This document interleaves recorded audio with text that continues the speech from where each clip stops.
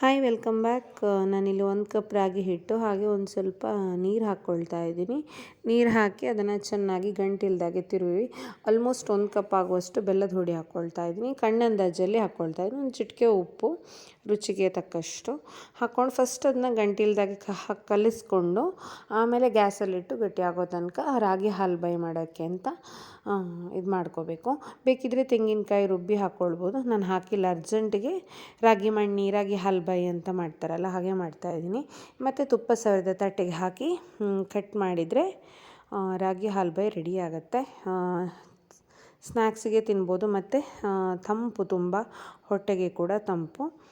So ಈ ಥರ ಇರುತ್ತೆ, ತೆಗಿಯೋಕ್ಕೆ ಚೆನ್ನಾಗಿ ಬರುತ್ತೆ ನೋಡಿ ಎಷ್ಟು ಸಾಫ್ಟಾಗಿ ಬಂದಿದೆ ಅಂತೇಳಿ.